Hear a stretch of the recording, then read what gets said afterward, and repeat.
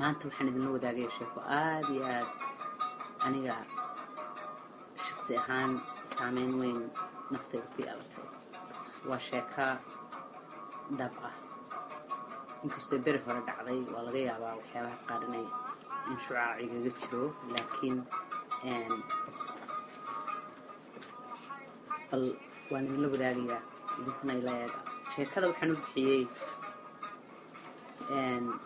nafsigu waa dhaxaa ee kuma dhaafo. nafsigu waa dhaxaa ee kuma dhaafo.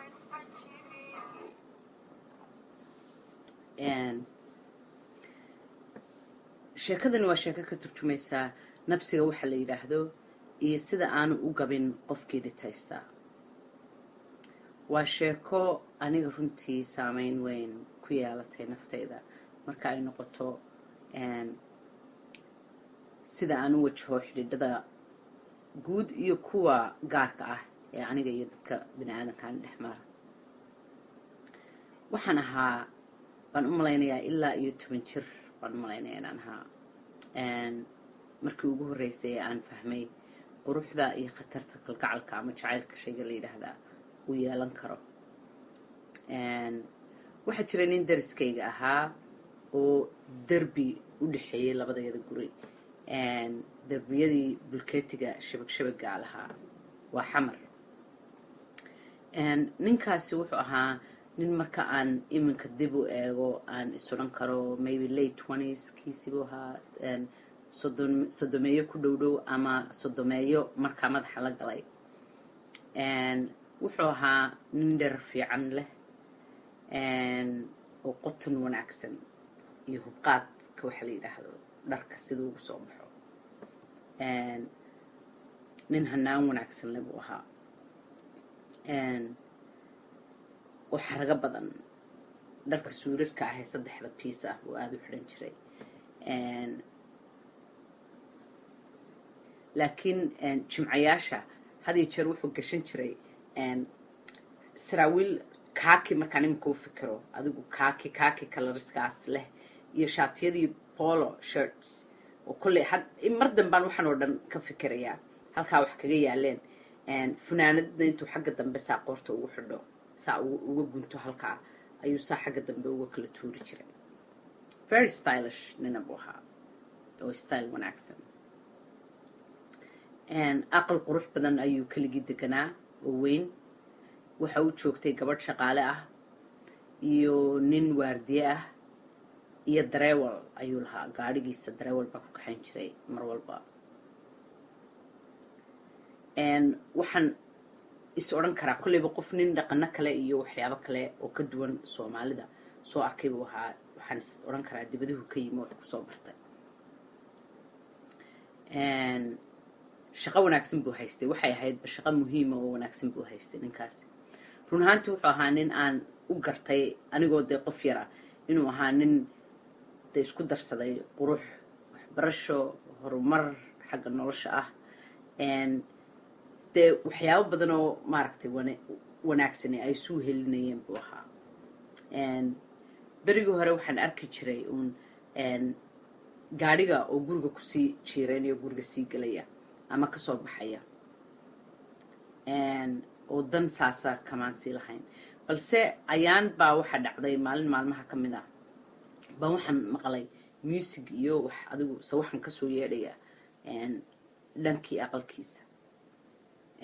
kadibna intaan bulkeeti daaradayada yaalay isdul saaray baan halkaa ka qooraansaday, shabagii ka aagay. waxa joogay dad xoogaa ah oo ay qaarkood ajnabi ahaayeen oo xaflad ama party yar ayaa meesha ka jiray. waxay u ekaayeen dad waqti fiican qaadanaya. cunto aanan weligay hore u aragoo kale ayay cunayeen oo bilaydho yaryar in yar seesar yar kusoo gurguranaya sidii cheese iyo crackers iyo hilib yaryar oo ku jira qori yar iyo very sophisticated man buu ahaa baan is odhan karaa. marka anigii baaba hunguri qabtay oo sidaa la taloyaa wax kaa siiya waxa ay cunayaan ay liqayaan.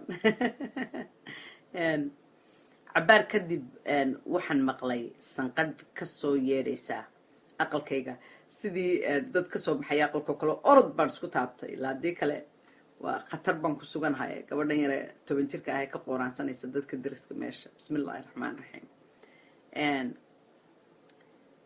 maalintaa laga bilaabo mar walba oo aan waqti u helo ama aan guriga cidlo keligay ku noqdo dee daaradda iyo gudaha la wada galo derbigaasaan bulkeetiga intaan isdul saaro eegi jiray geed weyn baa gurigiisa ku yaallay oo kuraasi banaanka dibadda la dhigaa u dhex taalayo marmar intuu halkaa soo fadhiisto newspaper badan iyo soo qaato buu halkaa ku akhristaayo sidii koob yar oo kale cappuccino ama coffee iyo shaah waxay ahayd ba marba kidli yar oo qurux badan baa u yaalay oo kaga shubtaayo markaasuu halkaa ka cabaayo halkaa waqtigiisa ku caweeyaa ilaa iyo inta ay fiidkii noqonayso anna halkaygii baan ka dheehdaa marba oo markaasaa markaan qof soo socda gurigayga kasoo baxaya iyo sanqadh markaan maqlana waxaan iska dhigaa sidii qof meesha wax ku akhrisanaya ama wax ku qornaya buugaagtaydii baan soo agdhigay iskuulka siday arrintu sidaa u ahayd ayaan muddo kadib ninkii waayay marba waan eegaayo oo ninkii ma joogo yaab anigii tolo maxaa helay 10 maalmood kadib ayaan anigoo banaanka dukaanka sonkor layga diray oo sonkortii soo wada ayaan waxaa arkay gaadhigiisii oo gurigiisii kusoo jiiraynaya orod baan isku soo taabtay sidii qof aan jeclahay inuu iisoo muuqday oo kale intii ganjeelada la furayay baan gaadhiga la soo sinmay labadayada albaab saasay isugu xigaan oo dee waxba isuma jirno albaabkaygii baan soo hor istaagay oo markaasaan qoraansaday waxaan arkay gabadh hoomaal qurux badan leh oo gaadhiga kula jirta ninkii timo dheer oo qurux badanna sidii wax saa u huwan oo kale oo saa uga dambeeyaan markay aragtay ayay iyadu intay saa dhinac iigu soo jalleecday gacanta sidaa igu tiri oo saa ii salaantay anna markaasaan tartiib ugu ruxay anigoo hoomaalkeedii quruxda badnaa usii hanqaltaagayo oo